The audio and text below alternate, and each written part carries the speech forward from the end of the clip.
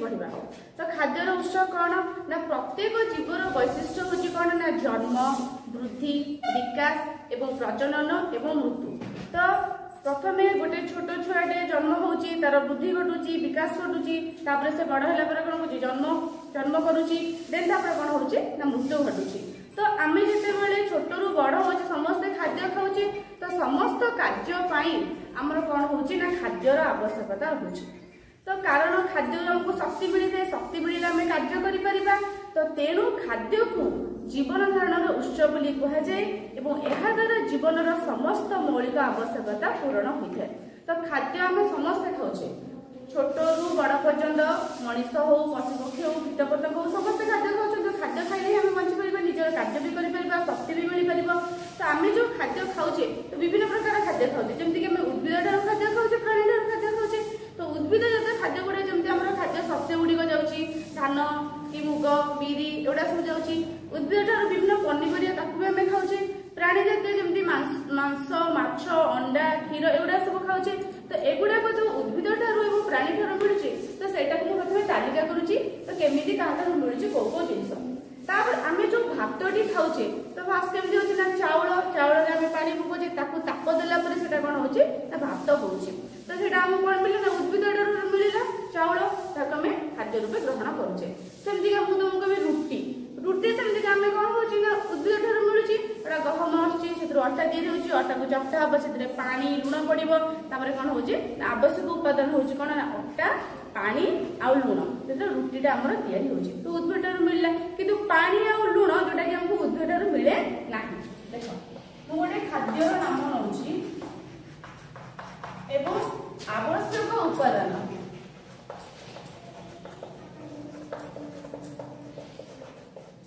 तो मुझे कौन नेली रुटी रुटी हूँ आवश्यक उपादान कौन ना अटा तापर हमर पानी दरकार एवं लुण दरकार। अटाटा कौन आमर गहम रोचे गहमटा हूँ गोटे उद्भिद जातीय किंतु पानी आ लुण ना यहाँ हमको उद्भिद ठार मिलूँ ना आमको यहाँ आमर प्राणी ठार मिलूँ। तो यही दुईटा जिन आमको उद्भिद प्राणी ठार मिलूना कि यही जिनसा आमको उद्भिद ठार मिलूँ। जमी आमको कहबी खेचुड़ी आम करवा तो खेचुड़ी आवश्यक कौन आमर चाउल दरकार डाली दरकार मसला दरकार परिवा दरकार पानी दरकार हलदी लुण एटा सब आवश्यक जिनस। तो ए जो चाउल डाली मसला परिवा ए सब जगह हमको उद्भिद ठार मिलूँ किंतु हलदी भी उद्भिद ठार किंतु पानी और लुण उद्भिद ठार मिलू ना। बुझिपार तो तुम यदि क्वेश्चन आसपारे जो खाद्य एवं तार आवश्यक उपादान कौन ये सब आवश्यक कौन खाद्य हो तार आवश्यक उपादान लिख मन कर मुझे कहबी तुमको माछ तरकारी हमको कहा ना माछ ठार मिले माछ आने तरकारी हम तापर मसला दरकार तरकारी जदि हम मसला जदि सोरिष जीरा लंका हलदी एटा सब दरकार हम हलदी लंका लुण तेल देखो ये हूँ मछटी आम प्राणी ठार मिलला आवश्यक जो मसला हलदी लंका लुण सरी लुण नहीं एवं तेल ये सब उद्भिद ठार मिलला किंतु लुणटी आम उद्भिद ठार मिलूना कि यहाँ आमर प्राणी ठार मिलूना। तापर आमर अच्छी आम जमी मनीष मैंने खाद्य खाई पारे सेमतिका विभिन्न प्रकार उद्भिद और प्राणी ठार सेमती अन्य जीव भी पृथ्वी पृष्ठ रोचे जीवजंतु हूँ कि कीट पतंग हूँ कि सरीसृप से विभिन्न प्रकार खाद्य खाऊँ। तो सेमती मुझे बाघ बाघ कौन खाऊँ ना अन्य प्राणी को मारिकी शाकाहारी जो आम तृणभोजी प्राणी मान को मारिकी मांस खाई दूसरी।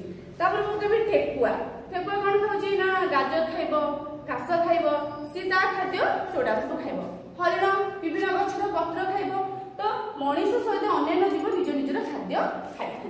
तो ये खाद्य को आधार करी आमर तीन प्रकार तीन भाग में विभक्त करा जायछि। तो कौन फास्ट हो हमर कौन आसीबो ना मांसाशी तापर आसला हमर सर्वभूक तापर हमर होछि शाकाहारी। तो खाद्य को आधार करी तीन भाग में विभक्त करा जायछि।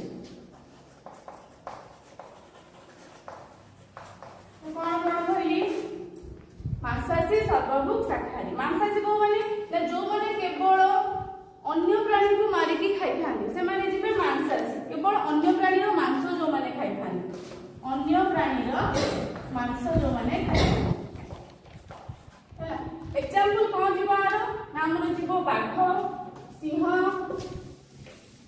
एग्जांपल कोन जीव बाघ सिंह एमाने अन्य प्राणी रो मांस खाई थांती सर्वभू को माने जिबे जो माने उभय उद्भिद जातीय खाद्य खाई थांती एवं प्राणीज खाद्य खाइबे उभय उद्भिद जातीय खाद्य खाइबे एवं प्राणीज खाद्य तो से माने हेले सर्वभू जेतिका सर्वभू रे के जीव मनीष आउ के जीव काउ जीव देखो मनीष कोन को जे उद्भिद जातीय जेते सब अछि हमर शस्य जातीय हो डाली जातीय हो पनीपरिबा हो सब तो खाद्य खाउची तापर कोन खाउची ना प्राणी जेमति माछ मांस अंडा क्षीर ताको भी खाउची काउ भी सेमति सब जिंस खाउची तो एमाने जे हमर सर्वभू रे तापर आस्ते शाकाहारी शाकाहारी को माने ना जो माने केवल सबुज जातीय खाद्य माने उद्भिद जातीय खाद्य खाइ थांती होला